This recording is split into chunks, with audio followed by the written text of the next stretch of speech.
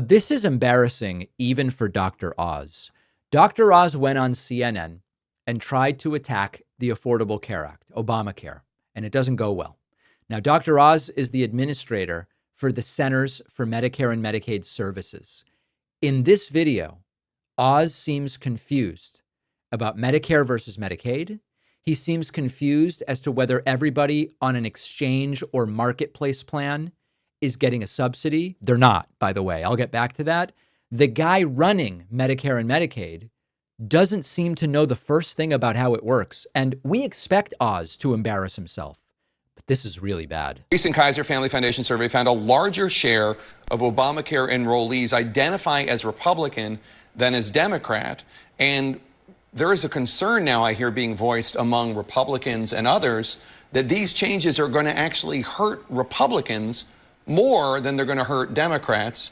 It's being called a self-inflicted wound. President Trump is laser focused on aligning what's good for the federal government with what's good for the states. By doing that, we can take care of the American people. We can cherry pick individual statistics, but the bigger story the president has been focused on is do what's right for the American people, and we'll all benefit. In this instance, we've got to be serious about the reality that 20%, 1 in 5 of the people who are on an Affordable Care Act exchanges are inappropriately on that program.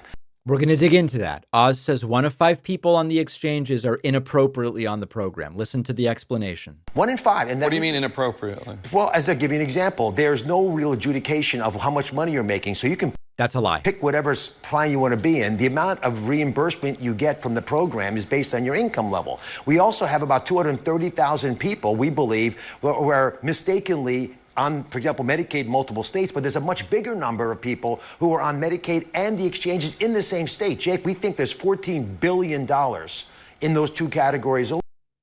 This guy is so damn confused. He's so damn confused. So it's actually a struggle for me to try to even pick this all apart because there's so much nonsense here. First of all, many people on the Affordable Care Act exchanges don't get a subsidy. They pay full price. That's the whole point, right? If you don't get insurance through work, if you're self-employed, you can buy a plan on the exchange. When I was on the Massachusetts exchange, the name of it I forget, the Health Connector, I believe it's called, I was there because I was self-employed. I didn't get a subsidy. I made too much money to get a subsidy, but I was self-employed and I was buying a plan at full price. Even though I didn't get a subsidy, I still had to submit tax forms every year to re-verify my income, just in case I qualified. But I didn't even get a subsidy and I was still providing proof of income in the entire thing.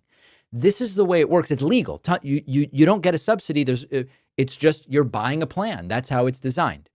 Now, secondly, for those who do get a subsidy, there is absolutely income verification. I know because I was doing the income verification without even getting a subsidy.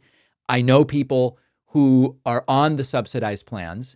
Every year, at least, they have to re-verify their income. And so on that, Oz is either misinformed or he's lying. Now, then he seems to confuse Medicare and Medicaid, which is a different conversation. And he also seems to be blending together. Some people are getting Medicaid plus they're on the exchange. In many states, what it means to be on Medicaid is you're on the exchange, your income is low enough that the plan is free, and therefore you are now nominally on Medicaid. I don't even think he understands that. In other words, in a lot of states, it's not, I'm going to go to the exchange, and if I don't get a plan, I'll go and get Medicaid. If you go to the exchange and you apply and you submit your income, and your income is low enough to qualify you for what is generally called Medicaid, you now get a Medicaid compliant plan through the exchange. You're not on both. You've just obtained Medicaid equivalent benefits through the exchange.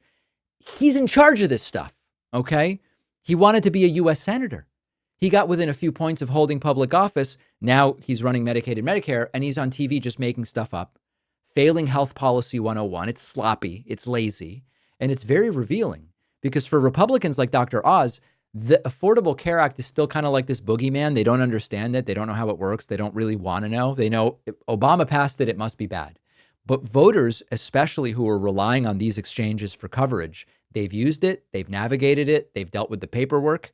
And a lot of the stuff Dr. Oz says is going on simply is not the way that the program works. So humiliating for any Republican to make these claims.